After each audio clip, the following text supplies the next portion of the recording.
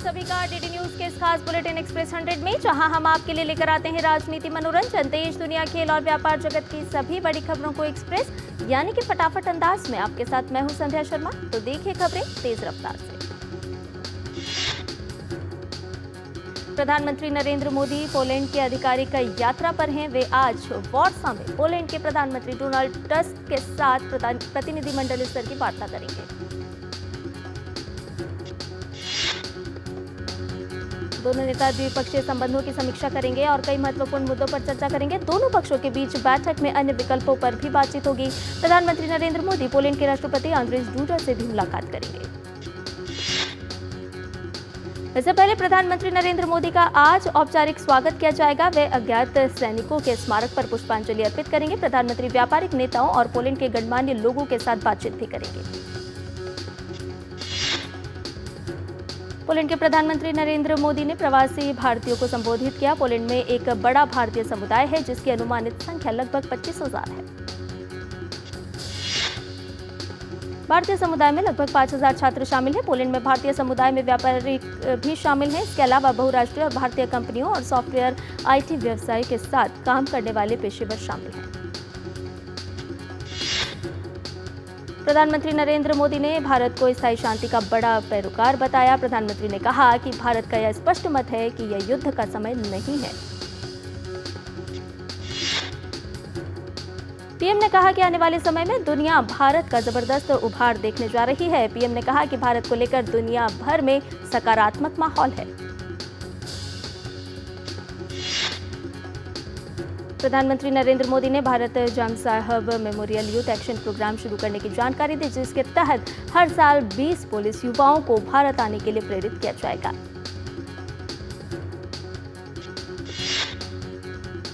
प्रधानमंत्री ने बताया कि भारत और पोलैंड ने सोशल सिक्योरिटी एग्रीमेंट पर सहमति बना ली है, जिसका लाभ वहां रह रहे भारतीयों को होगा। प्रधानमंत्री नरेंद्र मोदी ने राजधानी वॉर्सा में मोंटी कैसिनो स्मारक का भी दौरा किया। दूसरे विश्व युद्ध के दौरान भारत के सैनिकों ने पोलैंड की सेना के साथ मिलकर मोंटी कैसिनो की लड़ाई लड़ी थी और इसमें जीत भी हासिल की थी। मोंटी कैसिनो की लड़ाई में भारत के सैकड़ों सैनिकों की जान भी गई थी। प्रधानमंत्री नरेंद्र मोदी ने इस स्मारक पर पहुंचकर सैनिकों को श्रद्धा सुमन अर्पित किए। प्रधानमंत्री नरेंद्र मोदी पोलैंड के कोल्हापुर के महाराज के सम्मान में बने मेमोरियल पर भी पहुंचे। दूसरे विश्व युद्ध के दौरान कोल्हापुर के महाराज ने पोलैंड के 5,000 निवासियों को कोल्हापुर में शरण देकर उन्हें खाना, रहने और पढ़ाई का इंतजाम किया था। प्रधानमंत्री नरेंद्र मोदी ने जब पोलैंड में भारतीय समुदाय के सामने भविष्य के भारत की रूपरेखा रखी तो वहां मौजूद लोगों ने उन पर भरोसा किया और कहा कि आने वाला समय भारत का है। पोलैंड में दूरदर्शन के लिए तब गर्व का पल रहा जब कुछ लोगों ने कहा कि वो शुरू से दूरदर्शन को देखते आए हैं और दूरदर्शन की धुन मानो उनकी धड़कन जैसी है। वक्फ संशोधन विधेयक 2024 पर गठित संयुक्त संसदीय समिति JPC की पहली बैठक आज होगी। संसद परिसर में होने वाली इस बैठक में समिति के सदस्य अल्पसंख्यक मामलों और कानून एवं न्याय मंत्रालयों के प्रतिनिधियों के साथ बातचीत करेंगे। भाजपा सांसद जगदम्बिका पाल की अध्यक्षता वाली 31 सदस्यीय समिति को इस विधेयक की जांच करने का काम सौंपा गया है। दरअसल लोकसभा में यह विधेयक 8 अगस्त को पेश किया गया था और चर्चा के बाद इसे संसद की संयुक्त समिति को भेज दिया गया था। वक्फ संशोधन विधेयक का उद्देश्य राज्य वक्फ बोर्डों की शक्तियों, वक्फ संपत्तियों के पंजीकरण और सर्वेक्षण और अतिक्रमण हटाने के संबंधित मुद्दों का समाधान करना है। अल्पसंख्यक मामलों के मंत्री किरेन रिजिजू ने विधेयक पेश किया, जिसका उद्देश्य वक्फ अधिनियम 1995 में संशोधन करना था। सुप्रीम कोर्ट में आज कोलकाता रेप मर्डर केस की सुनवाई होगी। पिछली सुनवाई में दिए आदेश के तहत मामले की जांच कर रही CBI को आज स्टेटस रिपोर्ट कोर्ट में दाखिल करनी है। इसके अलावा बंगाल सरकार से भी RGK अस्पताल में हुई तोड़फोड़ पर आज अदालत को जवाब देना है। कलकत्ता हाईकोर्ट के आदेश के बाद CBI इस मामले की जांच कर रही है। CBI आज कोर्ट को बताएगी कि उसे अब तक की जांच में क्या जानकारी मिली है। कोलकाता के अस्पताल में महिला डॉक्टर के साथ दुष्कर्म और हत्या के बाद देश भर में भारी आक्रोश है। रूह कपा देने वाली इस घटना के बाद देश भर के डॉक्टर हड़ताल पर हैं। हड़ताल को लगभग 1 सप्ताह बीत चुका है। एम्स प्रशासन ने रेजिडेंट डॉक्टर्स से हड़ताल समाप्त कर काम पर लौटने की अपील की है। एम्स के स्वास्थ्य कर्मियों की समस्या के समाधान के लिए डीन की अध्यक्षता में 5 सदस्यीय समिति का गठन किया गया है। प्रशासन ने अपने पत्र में कहा है कि एम्स परिवार देश भर के सभी स्वास्थ्य पेशेवरों की सुरक्षा का पक्षधर है। भारत सरकार के स्वास्थ्य पेशेवरों की सुरक्षा के लिए प्रतिबद्ध है। मामले में इंसाफ की मांग को लेकर डॉक्टर्स का विरोध प्रदर्शन जारी है। बुधवार को भी बड़ी संख्या में डॉक्टर सड़क पर उतरे। प्रदर्शनकारियों ने मामले की निष्पक्ष जांच और डॉक्टरों की सुरक्षा की मांग की। डॉक्टरों ने सीबीआई कार्यालय के बाहर विरोध प्रदर्शन किया। दिल्ली के जंतर मंतर पर भी डॉक्टर्स का विरोध प्रदर्शन देखने को मिला। कोलकाता के राष्ट्रीय होम्योपैथी संस्थान के डॉक्टर्स भी मेडिकल डॉक्टर के साथ एकजुटता दिखाते हुए कोलकाता में विरोध प्रदर्शन करते दिखाई दिए। कोलकाता के आर्जिकर मेडिकल कॉलेज अस्पताल मामले में क्रिकेट टीम के पूर्व कप्तान सौरव गांगुली भी विरोध प्रदर्शन में उतरे। विरोध में उनकी पत्नी और बेटी साथ आईं। उन्होंने कैंडल जलाकर पीड़िता के लिए न्याय मांगा।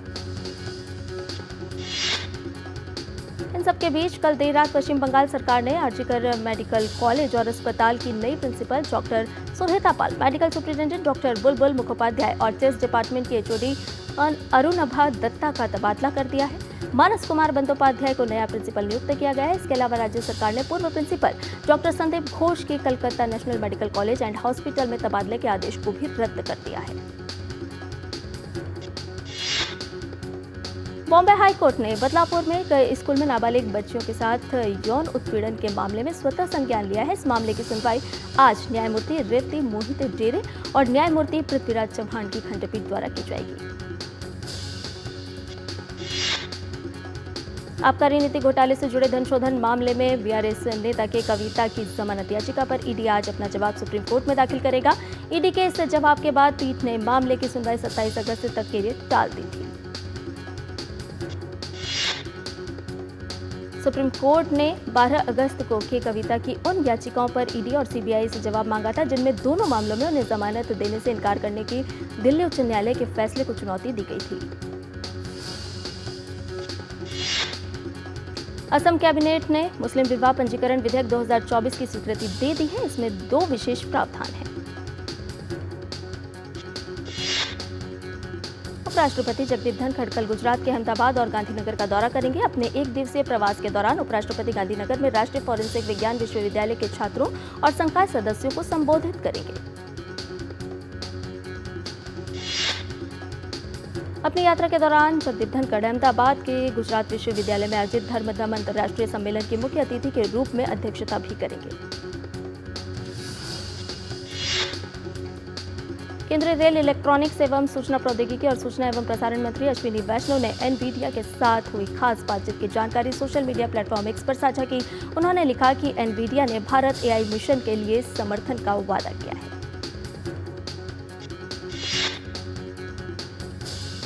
मंत्री अश्विनी वैष्णव ने लिखा कि दोनों पक्षों ने भारत की विशिष्ट समस्याओं को हल करने के लिए आर्टिफिशियल इंटेलिजेंस का लाभ उठाने के तरीकों पर चर्चा की। इस साल मार्च में केंद्रीय मंत्रिमंडल ने लगभग 10,372 करोड़ रुपए के बजट परिव्यय के साथ व्यापक राष्ट्रीय स्तर के भारत एआई मिशन को मंजूरी दी थी। भारत एआई मिशन सार्वजनिक और निजी क्षेत्रों में रणनीतिक कार्यक्रमों और साझेदारी के माध्यम से एआई नवाचार को उत्प्रेरित करने वाला एक व्यापक पारिस्थितिकी तंत्र स्थापित करेगा। केंद्र सरकार बॉर्डर इलाकों में बुनियादी ढांचे को विकसित करने के साथ संचार सेवाओं को भी लगातार मजबूत करते जा रही है। इसी क्रम में अब पूर्वी लद्दाख के अग्रिम इलाकों में तेज इंटरनेट सेवा उपलब्ध कराकर संचार सेवाओं को बेहतर बनाया जा रहा है।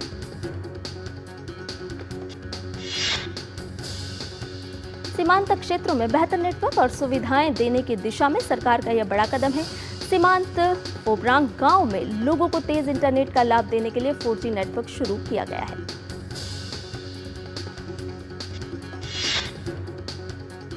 सेना, प्रशासन, स्थानीय निवासियों व एयरटेल कंपनी ने मिलकर यह उपलब्धि हासिल की है। करीब 5 किलोमीटर की लंबाई वाला ऑप्टिकल फाइबर लेह प्रशासन ने सेना को उपलब्ध कराया था। लेह स्वायत्त पर्वतीय विकास परिषद में चुशुल के काउंसिलर कुंचोक स्टेशन ने बुधवार को सेना के अधिकारियों की मौजूदगी में फोब्रांग में 4G नेटवर्क सेवाएं शुरू की। तेज नेटवर्क का लाभ स्थानीय निवासियों के साथ वास्तविक नियंत्रण रेखा की सुरक्षा में तैनात सैन्य कर्मियों को भी मिलेगा।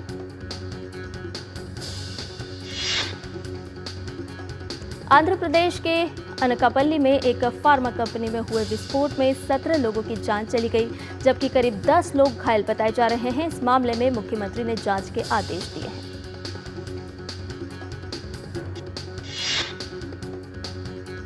प्रधानमंत्री नरेंद्र मोदी ने भी घटना पर शोक व्यक्त किया है। उन्होंने हादसे में जान गंवाने वालों के परिवार वालों के प्रति संवेदना जताई है और घायलों के शीघ्र स्वस्थ होने की कामना की है। मृतक के परिजनों को प्रधानमंत्री राष्ट्रीय राहत कोष से 2 लाख रुपए की अनुग्रह राशि प्रदान की जाएगी। वहीं घायलों को राहत कोष से 50,000 रुपए दिए जाएंगे।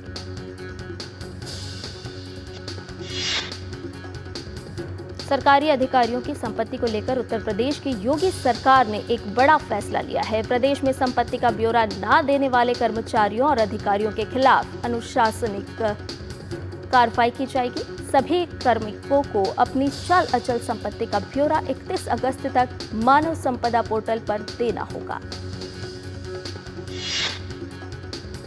उत्तर प्रदेश में अगस्त का वेतन उन्हीं कार्मिकों को मिलेगा जिन्होंने अपनी चल अचल संपत्ति का ब्यौरा पोर्टल पर दिया होगा।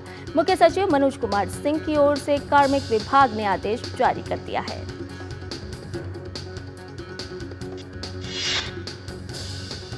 दिल्ली एनसीआर में कुछ ऑटो टैक्सी यूनियंस ने 2 दिन के चक्का जाम का ऐलान किया है। ऑटो टैक्सी की ओर से 22 और 23 अगस्त को हड़ताल का ऐलान किया गया है। इसका असर दिल्ली समेत एनसीआर के अन्य शहरों में भी रहेगा।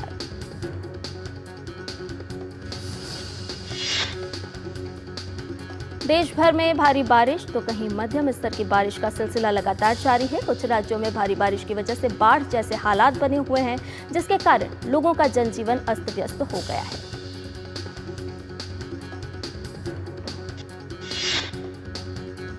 बारिश को लेकर मौसम विभाग ने राजस्थान, नागालैंड, मणिपुर, मिजोरम और त्रिपुरा, असम, कोंकण और गोवा, विदर्भ, मध्य प्रदेश, गुजरात, छत्तीसगढ़ में ऑरेंज अलर्ट जारी किया है।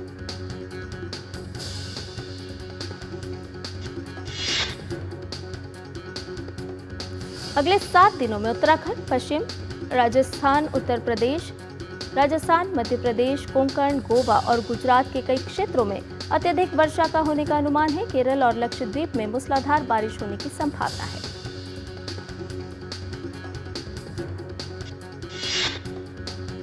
त्रिपुरा में लगातार बारिश के कारण बाढ़ की स्थिति गंभीर बनी हुई है। मुख्यमंत्री डॉक्टर माणिक साहा ने अगरतला और अन्य बाढ़ प्रभावित क्षेत्रों का दौरा कर राहत कार्यों का जायजा लिया और राहत शिविरों में स्वास्थ्य जांच के निर्देश दिए।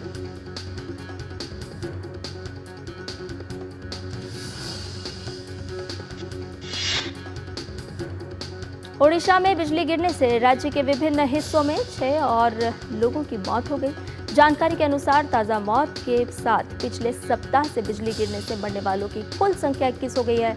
मुख्यमंत्री मोहन चरण मांझी ने मृतकों के शोक संतप्त परिवारों के सदस्यों को 4-4 लाख रुपए की अनुग्रह राशि देने की घोषणा की है।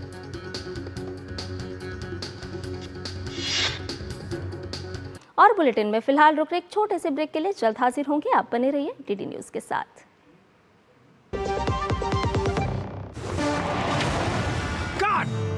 सुरक्षा की गारंटी हर चीज में जरूरी है, चाहे वो मुश्किल स्टंट हो या अच्छी फसल। इसलिए ले आइए IIL के ट्रैक्टर ब्रांड का शिनबार, जो देता है सुंडी और ट्रिप से सुरक्षा की गारंटी। बात जब पीढ़ियों के लिए बनने वाले घर की हो तो जिम्मेदारी बड़ी हो जाती है। गैलेंट समझता है ये जिम्मेदारी। अब MM रिब्स के साथ गैलेंट एडवांस TMT रीबार, निर्माण का रियल हीरो। और ब्रेक के बाद एक्सप्रेस 100 में आपका एक बार फिर से स्वागत है। आइए बाकी की खबरों को भी जान लेते हैं फटाफट अंदाज में। अमरदीप सिंह भाटिया ने उद्योग और आंतरिक व्यापार संवर्धन विभाग, वाणिज्य और उद्योग मंत्रालय के सचिव का पदभार ग्रहण कर लिया है। अमरदीप सिंह नागालैंड कैडर के 1993 बैच के भारतीय प्रशासनिक सेवा अधिकारी हैं। ब्रांड फाइनेंस की global food and drinks report 2024 में अमूल को दुनिया का सबसे मजबूत फूड ब्रांड बताया गया है। 91 के BSI स्कोर और $3.3 बिलियन के मूल्यांकन के साथ अमूल ने 2023 से ब्रांड वैल्यू में 11% की बढ़ोतरी हासिल की है। वाणिज्य एवं उद्योग मंत्रालय की रिपोर्ट के अनुसार ऑनलाइन विक्रेताओं ने भारत में 1.58 करोड़ नौकरियों का सृजन किया है। इनमें से 35 लाख नौकरियां महिलाओं को मिली है।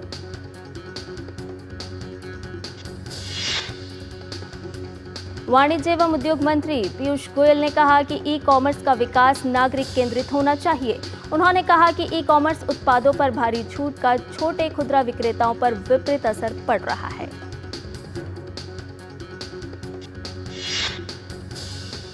आरबीआई के एक स्टडी के अनुसार भारत का प्राइवेट कॉर्पोरेट इन्वेस्टमेंट वित्त वर्ष 2024-25 में 54% बढ़कर 2,45,212 करोड़ रुपए हो सकता है।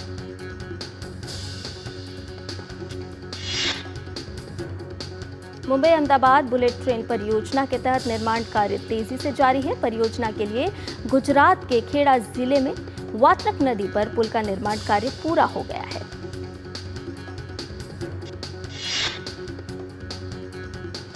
केंद्रीय मंत्री ज्योतिरादित्य सिंधिया ने दूरसंचार क्षेत्र के मूल उपकरण निर्माताओं के हितधारकों के साथ एक अहम बैठक की। इस बैठक में मजबूत मांग बनाए रखने, विनिर्माण बुनियादी ढांचे के निर्माण, कुशल कार्यबल विकसित करने और नवाचार को बढ़ावा देने से संबंधित मुद्दों पर चर्चा की गई। केंद्रीय मंत्री ज्योतिरादित्य सिंधिया ने कहा कि हम सर्वोत्तम वैश्विक प्रथाओं को अपनाने के लिए प्रतिबद्ध हैं। साथ ही भारत को दूरसंचार घटकों के लिए सोर्सिंग हब बनाने की आकांक्षा भी रखते हैं।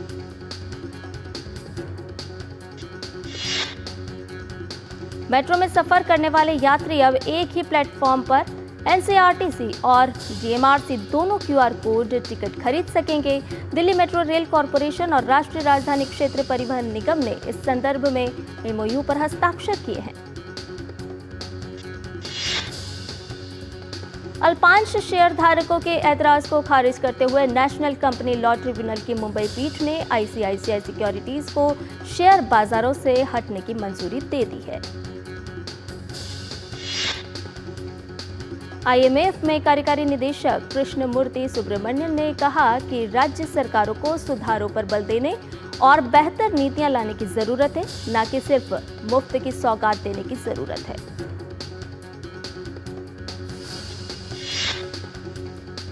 डिजिटल भुगतान कंपनी पेटीएम ने अपना एंटरटेनमेंट टिकटिंग कारोबार फूड एग्रीगेटर जोमेटो को 2048 करोड़ रुपए नकद में बेचने की घोषणा की है। 19वें CII India Africa business conclave के उद्घाटन सत्र में क्रिएटिंग वन फ्यूचर विषय पर उपराष्ट्रपति जगदीप धनखड़ ने सभी की भलाई के लिए एक साझा भविष्य बनाने की दिशा में प्रयासों को एकजुट करने की आवश्यकता पर जोर दिया।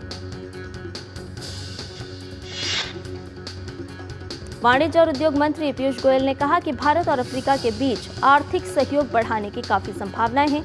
दोनों क्षेत्र अगले 7 साल में द्विपक्षीय व्यापार को दोगुना कर $200 अरब तक पहुंचाने पर विचार कर सकते हैं। केंद्रीय वित्त मंत्री निर्मला सीतारमण ने कहा कि आज टैक्स प्रक्रियाओं में जो सरलता आई है, उससे टैक्स कलेक्शन में तेजी से वृद्धि हुई है, जिससे देश के विकास को गति मिली है।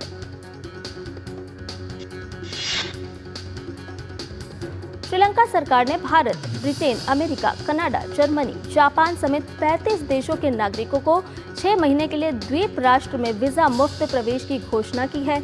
यह पहल 1 अक्टूबर 2024 से प्रभावी होगी। दरअसल भारत श्रीलंका के लिए पर्यटन का सबसे बड़ा स्रोत बाजार है। चालू वर्ष में 19 अगस्त तक 2.46 लाख से अधिक भारतीय पर्यटकों ने द्वीप राष्ट्र का दौरा किया है, जो सभी आने वाले पर्यटकों का लगभग 19% है। इजरायल और हमास के बीच युद्ध विराम की कोशिशें जारी है। अमेरिकी राष्ट्रपति जो बाइडेन ने युद्ध विराम समझौते पर तेजी लाने को लेकर इजरायली प्रधानमंत्री बेंजामिन नेतन्याहू के साथ फोन पर बात की। इजरायल के प्रधानमंत्री बेंजामिन नेतन्याहू के कार्यालय ने इस बात से इनकार किया है कि वे हमास के साथ संघर्ष विराम समझौते के हिस्से के रूप में गजा मिस्र की सीमा से सैनिकों को वापस बुलाने पर सहमत हो गए हैं। अमेरिका के विदेश मंत्री एंटनी ब्लिंकन ने घोषणा की थी कि गजा पट्टी और मिस्र के बीच की मुख्य सीमा फिलाडेल्फी कॉरिडोर से अपने सैनिकों को वापस बुलाने पर इजराइल सहमत है। इस घोषणा के बाद पीएम नेतन्याहू के कार्यालय ने एक वक्तव्य में इस खबर को गलत बताया।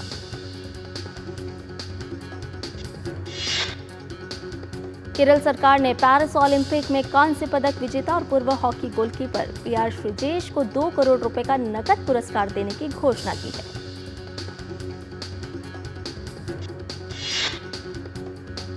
पेरिस ओलंपिक में ब्रॉन्ज मेडल जीतकर ओडिशा लौटी हॉकी टीम का भुवनेश्वर में भव्य स्वागत किया गया। इस दौरान हॉकी खिलाड़ियों का भव्य रोड शो भी निकाला।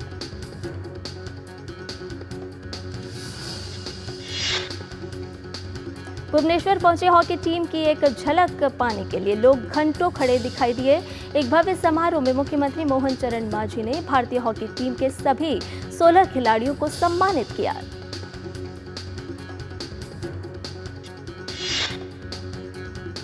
भारतीय हॉकी टीम के कप्तान हरमनप्रीत सिंह और स्टार डिफेंडर अमित रोहिदास ने ओडिशा के मुख्यमंत्री मोहन चरण मांझी को एक हस्ताक्षरित जर्सी भेंट की।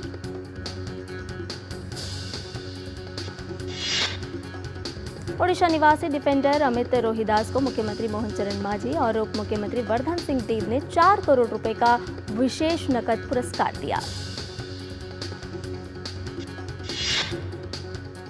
ओडिशा के मुख्यमंत्री मोहन चरण मांझी ने द वॉल के नाम से जाने जाने वाले भारत के गोलकीपर श्रीजेश को 50 लाख रुपए का नकद पुरस्कार सम्मान राशि से पुरस्कृत किया। भारतीय हॉकी टीम के अन्य खिलाड़ियों को ओडिशा सरकार ने 15-15 लाख रुपए की नकद सम्मान राशि से पुरस्कृत किया।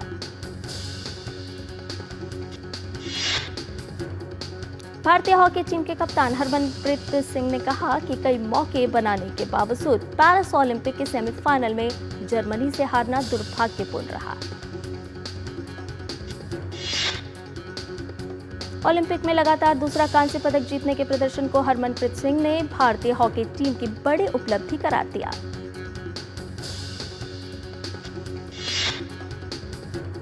भारतीय क्रिकेट कप्तान रोहित शर्मा को सीएट क्रिकेट रेटिंग अवार्ड्स 2023-24 में men's international cricket of the year चुना गया।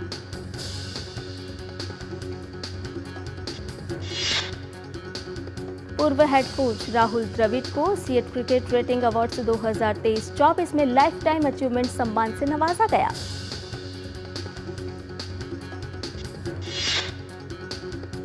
भारतीय महिला क्रिकेट टीम के स्टार ऑलराउंडर दीप्ति शर्मा ने महिला टी20 विश्व कप को बांग्लादेश की जगह यूएई में कराए जाने को लेकर कहा है कि आयोजन स्थल में बदलाव होने से भारतीय टीम की तैयारियों पर कोई असर नहीं पड़ेगा। ऑलराउंडर दीप्ति शर्मा ने कहा कि उम्मीद करते हैं कि टीम का अच्छा प्रदर्शन जारी रहेगा और इस बार हम ट्रॉफी के इंतजार को खत्म करेंगे। भारत के पूर्व गेंदबाज जहीर खान लखनऊ सुपर जॉयंट्स के साथ मेंटर की भूमिका निभाने के लिए चर्चा कर रहे हैं।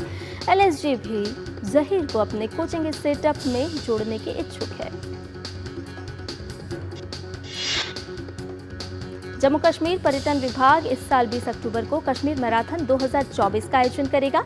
इस मैराथन के आयोजन का मुख्य उद्देश्य कश्मीर की खूबसूरती को प्रस्तुत करना है।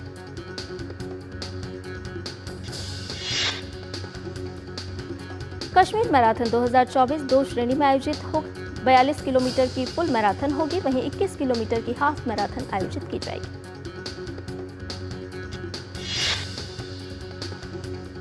ट्रैक साइक्लिस्ट मैट रिचर्डस ने राष्ट्रीयता बदलते हुए अब ऑस्ट्रेलिया के बजाय ग्रेट ब्रिटेन के लिए खेलने का फैसला किया है।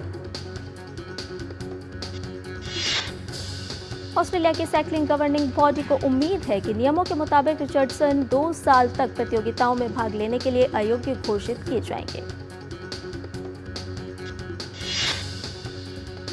दुनिया के नंबर 1 टेनिस खिलाड़ी यानिक सिनर को इंटरनेशनल टेनिस इंटीग्रिटी अथॉरिटी ने गलती या अनदेखी के मामले में हरी झंडी दे दी है।